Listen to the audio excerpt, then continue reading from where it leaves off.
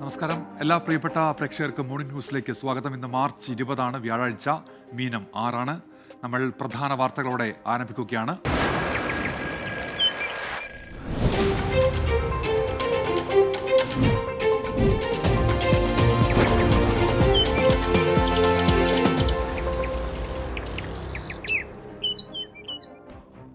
Morning ന്യൂസിൽ നമ്മൾ ആദ്യം പോകുന്നത് ആരോഗ്യമന്ത്രി വീണ ജോർജ് ഡൽഹിയിൽ എന്നുള്ള വാർത്തയിലേക്കാണ്. ആശാ വർക്കേഴ്സുമായി ബന്ധപ്പെട്ട വിഷയങ്ങൾ ചർച്ച ചെയ്യുന്നതിനു വേണ്ടിയാണ് ആരോഗ്യമന്ത്രി വീണ ജോർജ് ഡൽഹിയിൽ എത്തുന്നത്. ഇന്ന് സെക്രട്ടേറിയറ്റ് മുന്നിൽ ആശമാരുടെ നിരാഹാര സമരം ആരംഭിക്കാൻ പോകുന്നു. 3 പേരാണ് അവിടെ നിരാഹാര സമരത്തിൽ പങ്കെടുക്കുക. ആവശ്യങ്ങൾ സർക്കാർ പരിഗണിക്കുകയോ അംഗീകരിക്കുകയോ ചെയ്യാതെ സമരത്തിൽ നിന്ന് പിന്മാറില്ല എന്നാണ് ആശാ വർക്കേഴ്സ് വ്യക്തമാക്കുന്നത്.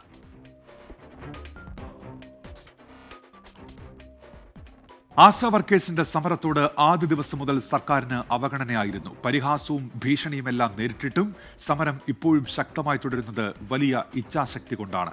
ഇന്ന് നിരാഹാര സമരത്തിലൂടെ 3ാം ഘട്ട സമരം ആരംഭിക്കുമ്പോൾ സർക്കാർ വീണ്ടും പ്രതിരോധത്തിലാകും. Kerala ASHA health workers association എന്ന സംഘടന ഫെബ്രുവരി 10 സെക്രട്ടേറിയറ്റ് പടിക്കൽ രാപ്പകൽ സമരം ആരംഭിച്ചത്. സമരങ്ങൾ പലതു കണ്ട സെക്രട്ടേറിയറ്റ് പരിസരത്തിന് ആദ്യ ദിവസം ആ സമരത്തിൽ പ്രത്യേകത തോന്നിയില്ല.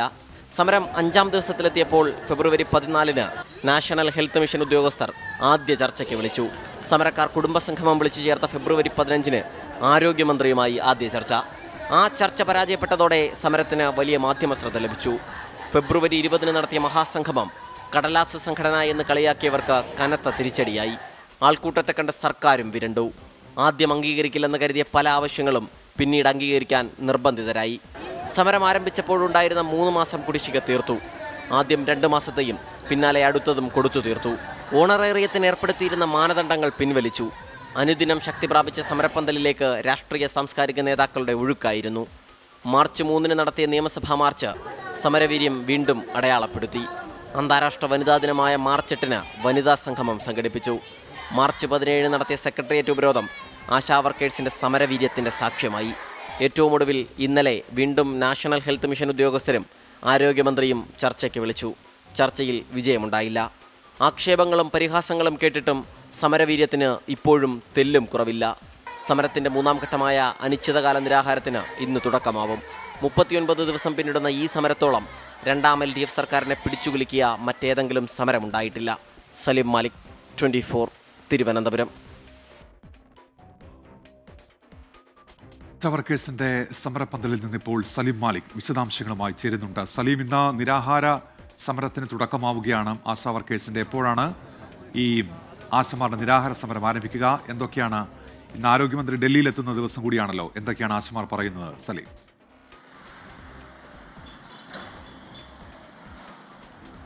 ഉന്മേഷി, സമരം അതിൻ്റെ 3ാം ഘട്ടത്തിലേക്ക് പ്രവേശിക്കുന്ന ദിവസമാണ് ഇന്ന്. കഴിഞ്ഞ ഈ 2 ഘട്ടങ്ങൾ, അത് രണ്ടും സംസ്ഥാന സർക്കാരിനെ വല്ലാതെ പിടിച്ചുകുലുക്കുന്ന ഒരു സാഹചര്യം ഉണ്ടാക്കുന്ന സമരമായിരുന്നു. അതിനൊടുവിലാണ് ആശമാർ നിരാഹാര സമരത്തിലേക്ക്, ഒരു കടുത്ത സമര രീതിയിലേക്ക് കൂടി കടക്കുന്നത്. ഇന്ന് രാവിലെ 11 മണിയോടുകൂടി ആ സമരം ആരംഭിക്കും എന്നാണ് അറിയുന്നത്.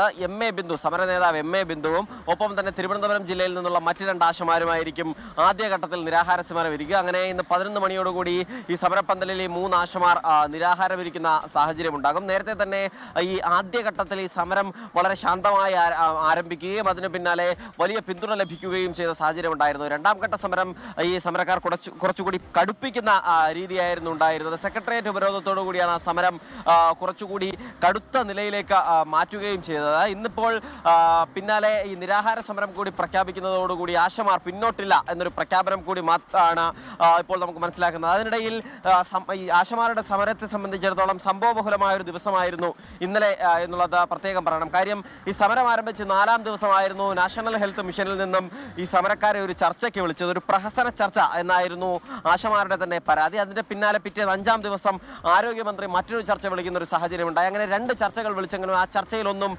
യാതൊരു തരത്തിലുമുള്ള മുന്നോട്ട് പോക്കുണ്ടായില്ല. അതിന് പിന്നാലെ 1 മാസത്തിലധികം ഈ സംസ്ഥാനത്തിന്റെ തന്നെ പ്രധാനപ്പെട്ട ചർച്ചാ വിഷയമായി ആശാ വർക്കേഴ്സിന്റെ സമരം മാറിയപ്പോഴും സർക്കാർ മുഖം തിരിഞ്ഞു നിൽക്കുന്ന നിലപാടായിരുന്നു ഉണ്ടായിരുന്നത്. പക്ഷേ അതൊക്കെ മാറ്റി ഇന്നലെ സർക്കാർ ഇവരെ ചർച്ചയ്ക്ക് വിളിച്ചു എന്നുള്ള ഒരു പോസിറ്റീവ് സൂചന അതുമായി ബന്ധപ്പെട്ട് ലഭിച്ചിരുന്നു. പക്ഷേ ആ ചർച്ച വിജയമാകാത്തത് വലിയ നിലയിൽ ആശമാരെ വേദനിപ്പിക്കുകയും ചെയ്തു. ഇന്നലെ NHM-ൽ രാവിലെയും വൈകുന്നേരം ആരോഗ്യമന്ത്രി നേരിട്ടും ചർച്ചയ്ക്ക് വിളിച്ചു. പക്ഷേ ആ ചർച്ച കഴിഞ്ഞിട്ട് കണ്ണീരോടുകൂടി ഇറങ്ങി വരുന്ന ഒരു കാഴ്ച ഇന്നലെ ആശമാരുടേതായി ഉണ്ടായിരുന്നു. റോഡ് ഉപരോധിച്ചു. അങ്ങനെ ആശമാർ കുറച്ചുകൂടി സമരം കടുപ്പിക്കുന്ന നിലയിലേക്ക് മാറ്റിയത് നമ്മൾ ഇന്നലെ കണ്ടതാണ്. അതിന് പിന്നാലെയാണ് ഇന്നു മുതൽ നിരാഹാര സമരം കൂടി ആരംഭിക്കുന്നത്. അതോടുകൂടി സമരത്തിന് വലിയ പിന്തുണ കഴിഞ്ഞ ദിവസങ്ങളിൽ തന്നെ കനത്ത മഴയത്തൊക്കെ രാഷ്ട്രീയ നേതാക്കളൊക്കെ ഇവിടെ ഒഴുകിയെത്തുന്ന കാഴ്ച കണ്ടതാണ്. അതിന് തൊട്ട് മുൻപ് ഈ സെക്രട്ടേറിയറ്റ് ഉപരോധത്തിന് വിവിധ നിലയിലുള്ള രാഷ്ട്രീയ പാർട്ടികളുടെ പിന്തുണ ലഭിക്കുന്നത്. അതല്ലാതെ ഈ സാമൂഹിക സാംസ്കാരിക രംഗത്തെ പ്രധാനപ്പെട്ട ആളുകളുടെയൊക്കെ പിന്തുണ ഈ സമരത്തിന് ലഭിച്ചതും കണ്ടതാണ്. അതുകൊണ്ട് സ്വാഭാവികമായും നിരാഹാര സമരം ഇന്ന് ആരംഭിക്കുമ്പോഴും വലിയ പിന്തുണ ഇവരെ സംബന്ധിച്ചിടത്തോളം ഉണ്ടാകും. അപ്പോഴും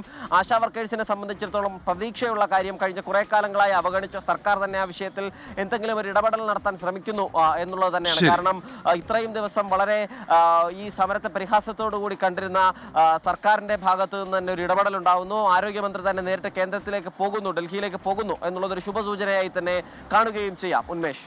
സലീം മാലിക്കാണ് വാർത്തയുടെ വിശദാംശങ്ങൾ നൽകിയത്. സെക്രട്ടേറിയറ്റിന് മുന്നിൽ അങ്കണവാടി ജീവനക്കാർ നടത്തുന്ന രാപകൽ സമരം 4ാം ദിവസത്തിലേക്ക്. ആശാ വർക്കേഴ്സിന്റെ സമരത്തിന് പിന്നാലെയാണ് അങ്കണവാടി ജീവനക്കാരും സെക്രട്ടേറിയറ്റ് പടിക്കൽ സമരം ആരംഭിച്ചത്. ഇന്ത്യൻ നാഷണൽ അങ്കണവാടി എംപ്ലോയീസ് ഫെഡറേഷന്റെ നേതൃത്വത്തിലാണ് സമരം. ജീവനക്കാരുടെ മിനിമം വേതനം 21,000 രൂപയാക്കുക, വേതനം ഒറ്റത്തവണയായി നൽകുക, ഉത്സവ ഭത്ത 5,000 രൂപയാക്കുക, ESI ആനുകൂല്യം നടപ്പിലാക്കുക, വിരമിക്കൽ ആനുകൂല്യം 5 ലക്ഷം രൂപയാക്കുക തുടങ്ങിയ ആവശ്യങ്ങൾ ഉന്നയിച്ചാണ് സമരം. അതേസമയം സമരത്തെ നേരിടാൻ സർക്കാർ ഇതിനകം ശ്രമം ആരംഭിച്ചിട്ടുണ്ട്. കോഴിക്കോട് ഈങ്ങാപ്പുഴയിൽ ഭാര്യയെ വെട്ടിക്കൊന്ന കേസിലെ പ്രതി യാസർ റിമാൻഡിൽ. താമരശ്ശേരി കോടതിയാണ് 14 ദിവസത്തേക്ക് റിമാൻഡ് ചെയ്തത്.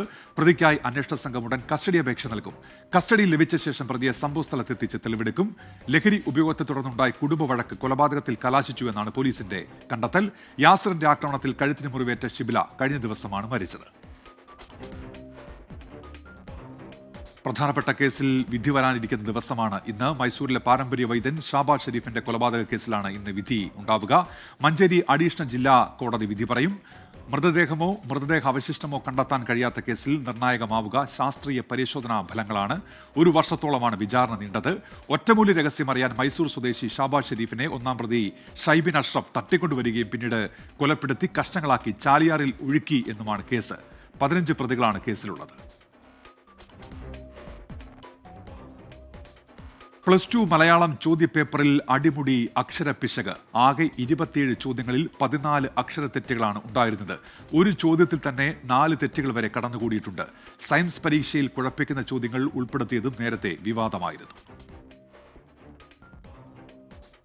ഇന്നലെ നടന്ന +2 പരീക്ഷയുടെ മലയാളം ചോദ്യപേപ്പർ. മലയാളം അധ്യാപകരുടെ പാനൽ തയ്യാറാക്കിയ ചോദ്യപേപ്പറിൽ കടന്നുകൂടിയ തെറ്റുകൾ ഇങ്ങനെ. ചോദ്യം നമ്പർ 4, മാഡ്രിഡിലേക്ക് താമസം മാറ്റിയത്. സംശയിക്കേണ്ട, ശരിയായ പദം താമസം. ഇനി ചോദ്യം 6, നീലകണ്ഠ ശൈലം എന്നതിന് നീലകണു ശൈലം. ചോദ്യം 9 സച്ചിനെക്കുറിച്ച് എന്നതിന് പകരം സച്ചിനെ കറിച്ച്. ഇങ്ങനെ നീളുന്നു ചോദ്യങ്ങളിലെ അക്ഷരത്തെറ്റുകൾ. എണ്ണിയെടുത്താൽ ആകെ 27 ചോദ്യങ്ങളിൽ 14 തെറ്റുകളുണ്ട്.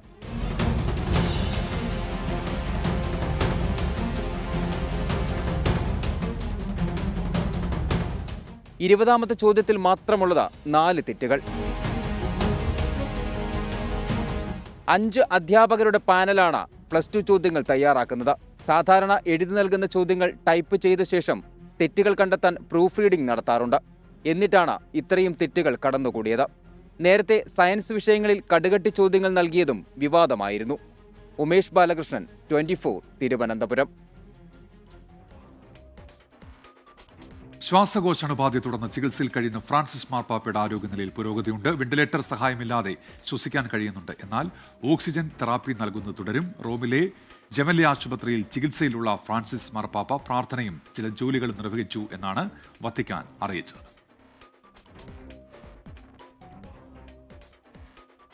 പാർലമെന്റിലേക്ക് എത്തുകയാണെങ്കിൽ നാഗ്പൂർ കലാപം ഉൾപ്പെടെയുള്ള വിഷയങ്ങൾ പാർലമെന്റിൽ ഉന്നയിക്കാനാണ് പ്രതിപക്ഷത്തിന്റെ നീക്കം. വിഷയം സഭ നിർത്തിവെച്ച് ചർച്ച ചെയ്യണം എന്ന് ആവശ്യപ്പെടും.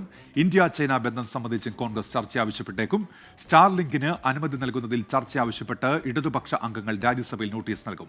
മണ്ഡല പുനർനിർണയം, ദേശീയ വിദ്യാഭ്യാസ നയം, വ്യാജ തിരിച്ചറിയൽ കാർഡ് വിഷയങ്ങൾ ചർച്ച ചെയ്യണം എന്ന ആവശ്യത്തിലും ഉറച്ചു നിൽക്കാനാണ് പ്രതിപക്ഷ നീക്കം. ആവശ്യങ്ങൾ തള്ളിയാൽ പ്രതിഷേധം ശക്തമാക്കും. രാജ്യസഭയിൽ ആഭ്യന്തര മന്ത്രാലയവുമായി ബന്ധപ്പെട്ട ചർച്ചകൾ ഇന്ന് തുടരും.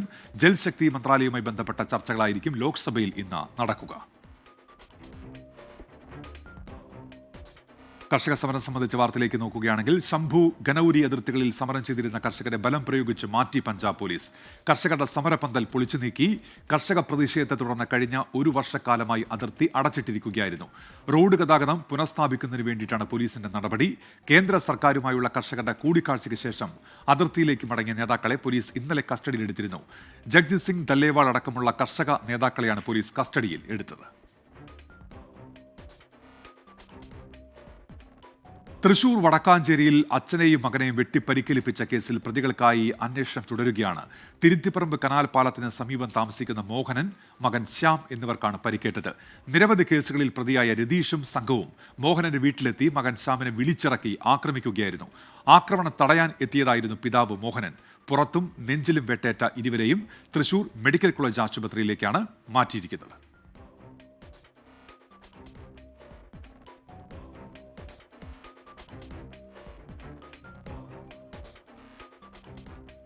UEFA Nations League football quarter final ആദ്യപാദ മത്സരങ്ങൾ ഇന്ന് നടക്കും. സ്പെയിനും പോർച്ചുഗലും ഫ്രാൻസും ജർമ്മനിയും അടക്കമുള്ള വമ്പന്മാർ കളത്തിലെത്തും. യൂറോപ്പിൽ ഇന്ന് തീക്കളികൾ. യുവേഫ നേഷൻസ് ലീഗിന്റെ ഫൈനൽ ഫോറിലെത്താൻ വമ്പൻ ടീമുകൾ മുഖാമുഖമെത്തും. ക്വാർട്ടർ ഫൈനൽ ആദ്യപാദ മത്സരത്തിൽ നിലവിലെ ചാമ്പ്യന്മാരായ സ്പെയിന്റെ എതിരാളികൾ നെതർലൻഡ്സ്. കിരീടം നിലനിർത്താനെത്തുന്ന ലാ റോജകൾ മിന്നും ഫോമിലാണ്. യൂറോ കപ്പ് നേട്ടത്തിനൊപ്പം യുവേഫ നേഷൻസ് ലീഗിന്റെ പ്രാഥമിക റൗണ്ടിൽ ഏറ്റവും കൂടുതൽ പോയിന്റ് നേടിയതും സ്പാനിഷ് അർമാഡകളാണ്. ലമീൻ യമാൽ നേതൃത്വം നൽകുന്ന സ്പാനിഷ് ടീമിന്റെ മുന്നേറ്റ നിരയും വിർജിൽ വാൻ ഡൈക്കിന്റെ നേതൃത്വത്തിലുള്ള ഡച്ച് പ്രതിരോധവും തമ്മിലുള്ള പോരാട്ടം ഫുട്ബോൾ ആരാധകർക്ക് വിരുന്നാകും. മുൻ ചാമ്പ്യന്മാരായ ഫ്രാൻസിന്റെ എതിരാളികൾ ലൂക്ക മോഡ്രിച്ചിന്റെ ക്രൊയേഷ്യ. നായകൻ കിലിയൻ എംബാപ്പെ തിരിച്ചെത്തുന്നതിന്റെ ആത്മവിശ്വാസം കൂടിയുണ്ട് ഫ്രാൻസിന്. ക്രിസ്ത്യാനോ റൊണാൾഡോയുടെ പോർച്ചുഗൽ ഡെൻമാർക്കിനെ നേരിടുമ്പോൾ 4ാം ക്വാർട്ടർ ഇറ്റലിയും ജർമ്മനിയും തമ്മിൽ. രാത്രി 1:15 എല്ലാ മത്സരങ്ങളും. Sports desk 24. കണ്ണൂർ മണോളിക്കാവിലെ CPI പോലീസ് സംഘർഷത്തെ തുടർന്ന് പോലീസ് ഉദ്യോഗസ്ഥരെ സ്ഥലം മാറ്റിയതിൽ അതൃപ്തി പരസ്യമാക്കി യാത്രയപ്പ് മൊമെന്റോയിലെ വാചകം. ചെറുത്തുനിൽപ്പിന്റെ പോരാട്ടത്തിൽ കരുത്ത് കാട്ടിയ ഉദ്യോഗസ്ഥർക്ക് അഭിവാദ്യങ്ങൾ എന്നാണ് എഴുതിയിട്ടുള്ളത്. പോലീസിനെ ആക്രമിച്ച CPI പ്രവർത്തകരെ അറസ്റ്റ് ചെയ്തതിന് പിന്നാലെയായിരുന്നു സ്ഥലമാറ്റം. അരുൺ പൂപ്പറമ്പയുടെ വിശദാംശങ്ങളുമായി ഇപ്പോൾ കണ്ണൂരിൽ നിന്ന്. അരുൺ, എന്തൊക്കെയാണ് വിവരങ്ങൾ? ഉന്മേഷ്, കണ്ണൂർ തലശ്ശേരി മണോളിക്കാവിൽ ഉണ്ടായ സംഘർഷം CPM പ്രവർത്തകരും പിന്നീട് പോലീസിന് നേരെ ആക്രമണമുണ്ടായിരുന്നു. അതിൽ പോലീസ് കേസ് ഉൾപ്പെടെ എടുത്ത് CPM പ്രവർത്തകരെ അറസ്റ്റ് ചെയ്തിരുന്നു. ഈ അറസ്റ്റ് ചെയ്ത CPM പ്രവർത്തകരെ പോലീസ് വാഹനം ഉൾപ്പെടെ തടഞ്ഞുവെച്ച് മോചിപ്പിക്കുന്ന സാഹചര്യം ഉൾപ്പെടെ ഉണ്ടായിരുന്നു. ഇതിൽ CPM പ്രവർത്തകരെ അറസ്റ്റ് ചെയ്തതുമായി ബന്ധപ്പെട്ട് 2 SIമാരെ തലശ്ശേരി പോലീസ് സ്റ്റേഷനിൽ SIമാരെ ദീപ്തി അഖിൽ എന്ന 2 SIമാരെ നേരത്തെ സ്ഥലം മാറ്റിയിരുന്നു. ആ സ്ഥലം മാറ്റിയ 2 SIമാർക്ക് ഇന്നലെ വൈകിട്ടാണ് പോലീസ് സ്റ്റേഷനിൽ യാത്രയപ്പ് നൽകിയത്. ഈ യാത്രയപ്പ് ചടങ്ങിൽ നൽകിയ മൊമെന്റോയിലെ വാചകമാണിപ്പോൾ വളരെ പരസ്യമായ അതൃപ്തി പ്രകടിപ്പിച്ചുകൊണ്ടുള്ള ഒരു വാചകമാണ്.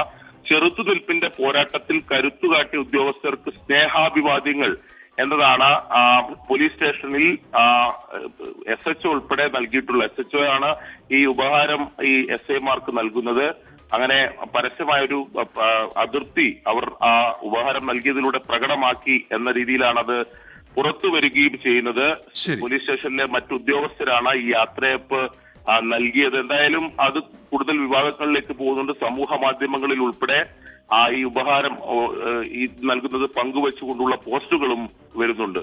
ശരി, അരുൺ പൂപ്പറമ്പയാണ് കണ്ണൂരിൽ നിന്ന് വിവരങ്ങൾ നൽകിയത്. അക്രമത്തിന് ലഹരിക്കുമെതിരെ 24 ജനകീയ പ്രതിരോധ യാത്ര തുടരുകയാണ്. SKN40 4ാം ദിനം.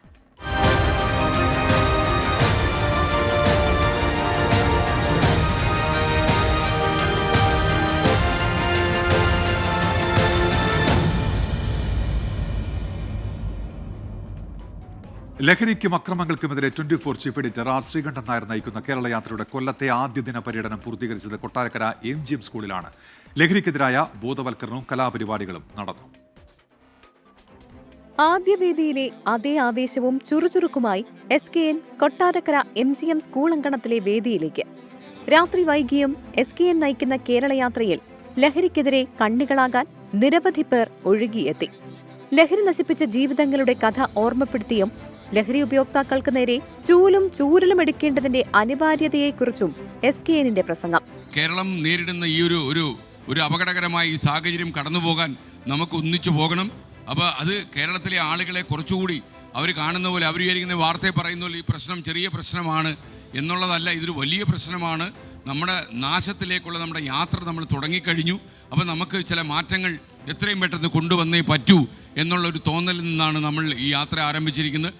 അഭൂതപൂർവമായ പ്രതികരണമാണ് ഇതിന് കിട്ടിയിരിക്കുന്നത്. പിന്നാലെ ഹാഷ്മിയും വിജയകുമാറും. കേരള മാധ്യമ ചരിത്രത്തിൽ നിന്നുള്ളതല്ല, രാജ്യത്തിൻ്റെ മാധ്യമ ചരിത്രത്തിൽ നിന്നുള്ളതല്ല, ഒരുപക്ഷെ ലോക മാധ്യമ ചരിത്രത്തിൽ തന്നെ ഇങ്ങനെ ഒരു വിഷയം ഏറ്റെടുത്ത് അതിൻ്റെ പതാകവാഹകരായി കേരളമൊട്ടാകെ സഞ്ചരിക്കാൻ തീരുമാനത്തിലേക്ക് ഏതെങ്കിലും മാധ്യമസ്ഥാപനം എത്തിയിട്ടുണ്ടോ എന്ന് അറിയില്ല. അത് ഈ കാലത്ത് നമ്മൾ ഉറപ്പായും ഏറ്റെടുക്കേണ്ട ഉത്തരവാദിത്തമാണ്. അതിന് നഷ്ടങ്ങൾ എന്തൊക്കെയാണെങ്കിലും അതിൻ്റെ ഭീഷണികൾ എന്തൊക്കെയാണെങ്കിലും നമ്മൾ ഏറ്റെടുക്കേണ്ട ഉത്തരവാദിത്തമാണ് എന്ന തികഞ്ഞ തിരിച്ചറിവിലും ബോധ്യത്തിലുമാണ്. നമുക്ക് നേരിടാൻ കഴിയാത്ത തരത്തിൽ പ്രശ്നങ്ങൾ സങ്കീർണമായിട്ടില്ല. ഇപ്പോൾ നമ്മളുടെ കയ്യിലാണ് ഇപ്പോഴും നിൽക്കുന്നത്. അപ്പോൾ നമ്മൾ ഒരുമിച്ച് ഇറങ്ങിയാൽ, പണ്ട് മുഖ്യമന്ത്രി പറഞ്ഞല്ലോ നമ്മളങ്ങ് ഇറങ്ങുകയല്ലേ എന്ന് 2018 പ്രളയകാലത്ത് മുഖ്യമന്ത്രി ചോദിച്ചു. അന്ന് രാഷ്ട്രീയം ഒന്നും നോക്കാതെ UDF LDF BJP എന്നൊന്നും പറയാതെ അന്ന് മുഖ്യമന്ത്രി ഇറങ്ങാൻ പറഞ്ഞ് എല്ലാവരും കൂടി ഇറങ്ങി 2018 കേരളത്തെ ഇങ്ങനെ കയ്യിൽ താങ്ങി നിന്ന ഒരു ചരിത്രം നമുക്ക് മുന്നിലുണ്ട്. അപ്പോൾ നമുക്ക് അങ്ങനത്തെ ഒരു പശ്ചാത്തലം പാരമ്പര്യമുണ്ട്. MGM സ്കൂൾ അധികൃതർ SKNനും ടീം 24നും നന്ദി പറഞ്ഞു. എന്നാൽ സ്വന്തം നാവിനെ ചാട്ടവാറാക്കിക്കൊണ്ട് കേരളത്തിൻ്റെ തെക്കേറ്റം മുതൽ വടക്കേറ്റം വരെ അദ്ദേഹം നേരിടുന്നത് നിസ്സാരന്മാരെ അല്ല, ലോകരാജ്യങ്ങളെപ്പോലും വിലക്കെടുക്കത്തക്ക ത്രാണിയുള്ള മയക്കുമരുന്ന് മാഫിയകൾക്കെതിരെ അതിശക്തമായ നിലപാട് സ്വീകരിച്ചുകൊണ്ട് രംഗത്തിറങ്ങിയിരിക്കുന്ന പ്രിയ ശ്രീകണ്ഠൻ നായർ സാറിന് എല്ലാവിധ ഭാവങ്ങളും നേരുന്നു. തുടർന്ന് അധ്യാപകർക്കും കുട്ടികൾക്കുമടക്കം 24ന്റെ സമ്മാനങ്ങൾ SKN നേരിട്ട് നൽകി.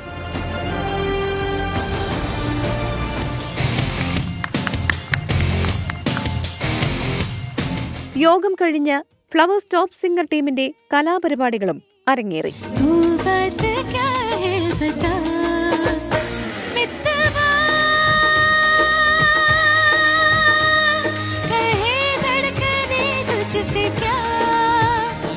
Zani pasani pamari pamari di sari gama pasani sari sani pamari sari sani ni papa mamari di sani sari samaga pamani pasani di samari sani pari sani pamaga mari sari swami. 24 Kottarakkara. കൊല്ലം ജില്ലയിൽ ഇന്ന് രണ്ടാം ദിവസമാണ് SKN40 ശാസ്താംകോട്ടയിൽ നിന്നാണ് യാത്ര ആരംഭിക്കുക. സാമൂഹിക സാംസ്കാരിക മേഖലയിൽ നിരവധി പേർ ഈ യാത്രയുടെ ഭാഗമാകും. വിശദാംശങ്ങളുമായി അരുൺരാജാണ് ഇപ്പോൾ ചേരുന്നത്. അരുൺ, ഇന്നത്തെ പര്യടനം ആരംഭിക്കുന്നത് ശാസ്താംകോട്ടയിൽ നിന്നാണല്ലോ. മോർണിംഗ് ഷോയും അവിടെ നിന്നാണ്. എന്തൊക്കെയാണ് അരുൺരാജ് വിവരങ്ങൾ? ഉന്മേഷ, കൊല്ലം ജില്ലയിൽ ഇന്നലെ പ്രവേശിച്ച ഈ ജനകീയ യാത്ര വലിയ രീതിയിൽ ജനങ്ങളുടെ പങ്കാളിത്തം കൊണ്ട് ശ്രദ്ധേയമായിരുന്നു. ഇന്ന് രണ്ടാം ദിവസം കൊല്ലം ശാസ്താംകോട്ടയിൽ നിന്നാണ് ആരംഭിക്കുന്നത്. കേരളത്തിലെ ഏറ്റവും വലിയ ശുദ്ധജല തടാകമായ ശാസ്താംകോട്ട കായലിൻ്റെ തീരത്ത് നിന്നാണ് നമ്മുടെ മോർണിംഗ് ഷോയോട് കൂടിയാണ് ഈ ജനകീയ യാത്ര, ലഹരി വിരുദ്ധ ക്യാമ്പയിനുള്ള ഈ കേരള യാത്ര ആരംഭിക്കുന്നത്. ഇതിനുശേഷം ഇവിടെ നിന്ന് ഈ ചുറ്റുമല വഴി മൺട്രോത്തുരുത്ത് വഴി നീരാവിലേക്ക് എത്തും. അവിടെ വെച്ച് സാംസ്കാരിക പ്രവർത്തകരുമായുള്ള കൂടിക്കാഴ്ചയടക്കം SKNനും അതുപോലെ തന്നെ ഈ യാത്രാ പ്രതിനിധികളടക്കം നടത്തുന്നുണ്ട്. ഇതിനുശേഷമായിരിക്കും കൊല്ലം SN കോളേജിലേക്ക് എത്തുക. കൊല്ലം SN കോളേജിൽ വിദ്യാർത്ഥികളുമായുള്ള വലിയ രീതിയിലുള്ള സംവാദം ഉണ്ടായിരിക്കും. ഈ ലഹരി വിഷയത്തിൽ, ലഹരി വിരുദ്ധ ക്യാമ്പയിൻ അതിൻ്റെ പ്രസക്തി എന്നുള്ള വിഷയത്തിലായിരിക്കും SKN വിദ്യാർത്ഥികളോട് സംസാരിക്കുക. അവിടെ നിന്ന് പിന്നീട് നമ്മൾ പോകുന്നത് പന്മന ആശ്രമമാണ്. കൊല്ലത്തെ ഏറ്റവും കൂടുതൽ ചരിത്ര പ്രാധാന്യമുള്ള സ്ഥലങ്ങളിലൊന്നാണ് കൊല്ലം പന്മന ആശ്രമം. പന്മന ആശ്രമത്തിലെത്തി ഇതുമായി ബന്ധപ്പെട്ട ലഹരി വിരുദ്ധ പ്രവർത്തനങ്ങൾക്ക് പന്മന ആശ്രമത്തിൻ്റെ പിന്തുണ കൂടി SKN തേടുന്നുണ്ട്. ഇതിനുശേഷം തെക്കൻ കേരളത്തിലെ ആദ്യത്തെ ഫുട്ബോൾ ക്ലബ്ബ് കൂടിയായ അസോസിയേഷൻ കൂടിയായ മനയിൽ ഫുട്ബോൾ അസോസിയേഷൻ അവർ ഒരുക്കുന്ന വലിയ രീതിയിലുള്ള കൗമാരക്കാരുടെ യുവജനങ്ങളുടെ പങ്കാളിത്തമുള്ള പരിപാടി വെച്ച് ലഹരി വിരുദ്ധ പ്രതിജ്ഞയും ലഹരി വിരുദ്ധ സദസ്സും സംഘടിപ്പിക്കും. ഇതിനുശേഷം ഇന്ന് ചക്കുവള്ളിയിൽ നടക്കുന്ന മഹാസംഗമത്തിൽ SKN അവിടെ എത്തുന്ന വലിയ വിഭാഗം വിദ്യാർത്ഥികളെയും കുട്ടികളെയും സ്ത്രീകളെയും അടക്കം അഭിസംബോധന ചെയ്യും. ഇളമ്പള്ളൂരാണ് ഇന്ന് നമ്മുടെ സമാപനം. തുടർന്ന് പത്തനംതിട്ട ജില്ലയിലേക്ക് ഈ യാത്ര കടക്കുകയും ചെയ്യും. ശരി, അരുൺരാജാണ് ഇന്നത്തെ പര്യടനം സംബന്ധിച്ച വിശദാംശങ്ങൾ നൽകിയത്. SKN നയിക്കുന്ന കേരള യാത്രയ്ക്ക് ജന്മനാട്ടിൽ ആവേശോജ്വല വരവേൽപ്പ്. കോരിച്ചൊരിയുന്ന മഴയിലും ആവേശം ചോരാതെ നൂറുകണക്കിന് ആളുകൾ മേലിലയിലും കുന്നിക്കോട്ടും 24ന്റെ ജനകീയ ക്യാമ്പയിന് പിന്തുണയുമായി എത്തി. പുനലൂരിൽ നിന്നും വിളക്കുടി സ്നേഹതീരത്തേക്കെത്തിയപ്പോൾ വൈവിധ്യമാർന്ന ചമയങ്ങളുടെയും ബാൻഡുമേളത്തിന്റെയും അകമ്പടിയോടെയായിരുന്നു SKNനെ വരവേറ്റത്.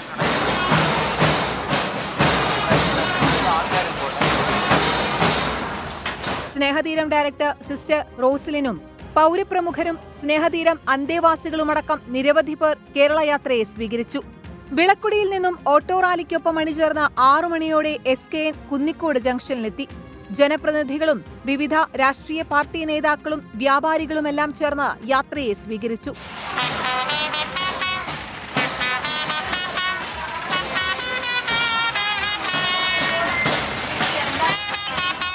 കാർഗിൽ പോരാളി സജീവ് ഗോപാലപിള്ളയുടെ അമ്മ കുട്ടിയമ്മ പ്രായത്തിന്റെ അവശതകളെ അവഗണിച്ച് SKN നയിക്കുന്ന ലഹരി വിരുദ്ധ പ്രവർത്തനങ്ങൾക്ക് പിന്തുണയുമായി വേദിയിലെത്തി.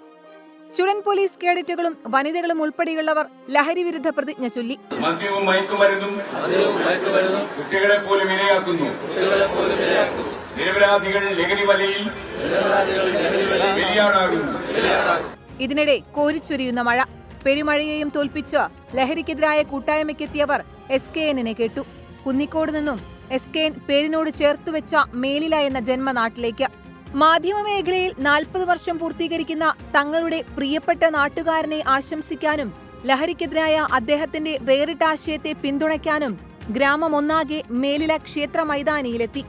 സഹപാഠികളും നാട്ടുകാരും SKNനും പരസ്പരം ഓർമ്മകൾ പങ്കുവച്ചു. നിങ്ങൾക്ക് എല്ലാം അറിയുന്ന പോലെ ഞങ്ങൾ ക്ലാസ്സിൽ ഒന്നിച്ച് പഠിക്കാം. എന്റെ ആരോഗ്യമൊക്കെ നോക്കിയിരുന്ന രഘുവായിരുന്നു. എനിക്ക് ആരെങ്കിലും ഒരു അടി കൊടുക്കണമെന്നുണ്ടെങ്കിൽ പിൻബലമായിട്ട് ഈ മണ്ണിൽ വളർന്നു. ഈ മണ്ണിൽ തന്നെ ഞങ്ങൾ കടയായിരുന്നു, റേഷൻ കട ഉണ്ടായിരുന്നു. അങ്ങനെ വളർന്നതാണ് ഞങ്ങൾ. നാടിന്റെ ആവശ്യങ്ങൾ നിവേദനങ്ങളാക്കി നൽകി. കുട്ടികൾ കലാപരിപാടികൾ അവതരിപ്പിച്ചു.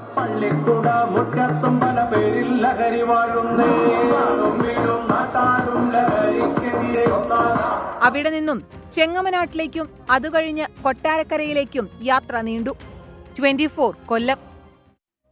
സ്വർണ്ണക്കടത്ത് കേസിൽ വിചാരണ കേരളത്തിലെ പുറത്തേക്ക് മാറ്റണമെന്നാവശ്യപ്പെട്ട് എൻഫോഴ്സ്മെന്റ് ഡയറക്ടറേറ്റ് നൽകിയ ഹർജി സുപ്രീംകോടതി ഇന്ന് വീണ്ടും പരിഗണിക്കും. ജസ്റ്റിസ് MM സുന്ദരേഷ് അധ്യക്ഷനായ ബെഞ്ചാണ് ഹർജി പരിഗണിക്കുക. കഴിഞ്ഞവണ കേസ് പരിഗണിച്ച കോടതി ഇഡിക്കെതിരെ രൂക്ഷ വിമർശനമാണ് ഉയർത്തിയത്. ഹർജിയിൽ വാദത്തിന് താൽപ്പര്യമില്ലേ എന്ന് ഇഡിയോട് കോടതി ചോദിച്ചിരുന്നു. കേസ് മുന്നോട്ട് കൊണ്ടുപോകാൻ ഇഡിക്ക് താൽപ്പര്യമില്ലെന്ന് വ്യക്തമായെന്ന് കോടതി വാക്കാൽ പരാമർശിച്ചിരുന്നു. കേസിൽ M ശിവശങ്കറിന്റെ പങ്ക് വ്യക്തമായതോടെ സംസ്ഥാന സർക്കാർ അന്വേഷണം അട്ടിമറിക്കാൻ ശ്രമിക്കുന്നുവെന്നാണ് ഇഡിയുടെ വാദം.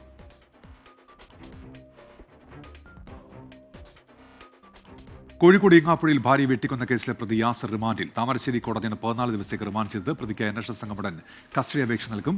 കസ്റ്റഡിയിൽ ലഭിച്ച ശേഷം പ്രതിയെ സംഭവസ്ഥലത്തെത്തിച്ച് തെളിവെടുക്കും. സമീർ സി മുഹമ്മദ് ചേരുന്നുണ്ട്. വിവരങ്ങളുമായി സമീർ, എന്തൊക്കെയാണ് വിവരങ്ങൾ?